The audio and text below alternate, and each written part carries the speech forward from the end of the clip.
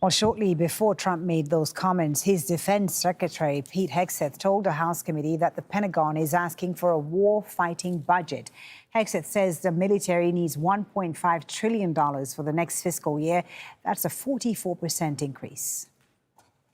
Every budgetary item we request serves to ensure that this department remains laser-focused on increasing lethality and survivability of our fighting force from the front lines to the factory floors. This is, admittedly, a historic budget. It is a fiscally responsible budget, and it is a warfighting budget.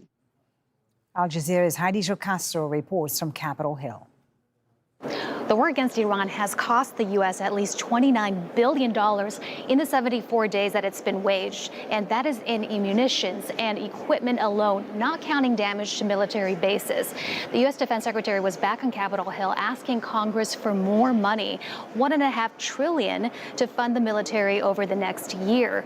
He said that's what the U.S. needs to maintain its posture as the most effective military in the world. Republicans were mostly supportive. Democrats pushed back, bolstered by a new poll from Reuters that says 2/3 of Americans are financially stressed by high gas prices. And 2/3 say that they are not sure about Trump's aims for this war. You're spending families' hard-earned tax dollars on a war that many strongly oppose, and you're forcing people to pay more at the pump, and yet you're not even providing a real breakdown for the cost of this war so far. We have no real details, you have indicated that, and yet now you want Congress to send you $1.5 trillion more. My concern, Mr. Secretary, is that you've achieved a series of tactical successes, but are on the verge of a strategic loss, because we are now negotiating. I just think it's so foolish. Here we are in a committee in the United States Senate, 74 days in, and you're talking about strategic loss. We have the ability to defeat a 47-year threat of a pursuit of a nuclear weapon. I am not your enemy, sir. I am not your adversary. I share your goal of preventing Iran from ever having a usable nuclear weapon. The U.S. Defense Secretary also said many military options remain, including escalation, as the president has said the current ceasefire with Iran is on life support. Heidi Jo Castro, Al Jazeera, Washington. Well, let's speak to retired U.S. General Mark Kimmett about this. He's also a former Assistant Secretary of State for Political and Military Affairs. Thank you so much, General Kimmett, for joining us on Al Jazeera. So Pete Hegseth asking for $1.5 trillion for the next fiscal year. He said this was a war-fighting budget, that it's intended to get the U.S. industrial complex back on a war footing. Is this warmongering language from an administration that promised no more foreign wars? How do you reconcile this? Well, I think we need to understand when he says war fighting, what he's saying. He, like many in this administration, had a view that the U.S. military had gone from being a war-fighting organization to one that was more concerned about social goals, non-military functions. So Pete Hegseth, for right or wrong, has been hell-bent to try to focus dollars and resources only on those things that have a direct application to war fighting. Not because we want to go out and fight wars, but we need to be prepared for war. As we feel in the military, the best way of guaranteeing peace is to be ready for war. And but that seems to be what his do they need the focus. $1.5 trillion for exactly? Well, first of all, the typical budget is normally broken down into three major components: your people, your operations, and your procurement. Now, people aren't going to cost much more next year than they do this year. The real rise is down here in the procurement. He is looking at two particular areas where he sees the U.S. needing more quicker.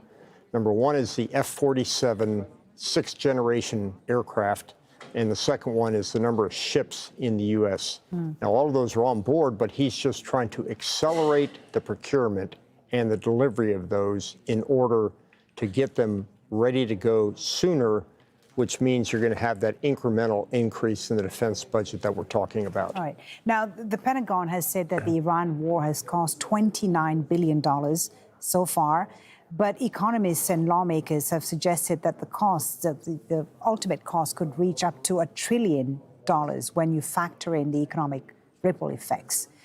Are we underestimating the cost of this war in a way that risks misleading the American public? Well, first of all, the General Accounting Office is the best in the world, and there are very few figures that are not available out there. How you sell those numbers, for example, 29 billion. 29 billion is 5 days of the defense budget for on an annual basis. Certainly, this war is costing more than 29 billion.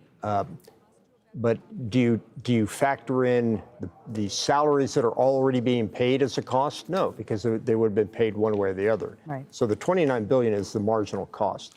I do believe the number is going to be much higher when we have to focus on resupplying the inventories Right. that have been shot up, and that's where the numbers are going to be high. If the number is much higher, then what gets sacrificed in the U.S.? The defense budget is a separate line in the overall budget, and unfortunately, we don't sacrifice. But there will be trade-offs domestically, though, General, won't there? And unfortunately, we have not the political courage to make those trade-offs, which is why we have a $40 trillion debt. We say we're not going to trade military off for social programs. We buy both and borrow money to do it. That's where the real challenge and the threat to national security comes from in our budget, is that burgeoning debt. Right. In talking about threats, the reports have also suggested that the U.S. military may be running low on both offensive and defensive weapons stockpiles. How serious is the situation right now from a military readiness standpoint? How much has the U.S. run out of because of this war? Yeah, certainly we haven't run out of anything. And if you're looking across the entire set of high precision weapons that have been used, probably mostly on the air defense, shooting against the rockets and missiles and drones that have been firing against us. Are we down to zero? Absolutely not. But you have commanders in other regions, like the commander that's in charge of making sure that he's ready the day of the Chinese attack, that's saying, wait a second, you're drawing weapons away from me to fight that war in Iran. You've got the commander in Europe that has been supplying the Ukrainians who can't supply as much. He's saying, well, so a lot of missions, limited number of ammunition. We're not at a critical threat yet, but it's having an effect.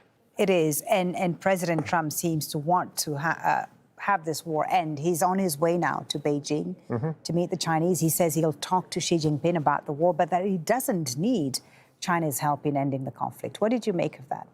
I think he's correct. Look, China has more to lose in this war than any other country. Between the loss of oil coming from Venezuela and the loss of oil coming from this region, China is heading towards recession, if not depression. And so China has probably more need to help President Trump than President Trump can give more help to the Chinese than the Chinese can to President Trump. The bottom line, you are right. Everybody wants to see an end to this war, and the end of the war cannot include a nuclear-armed Iran. Thank you so much, General Kimmett, for joining us on Al Jazeera. Good to have your perspective as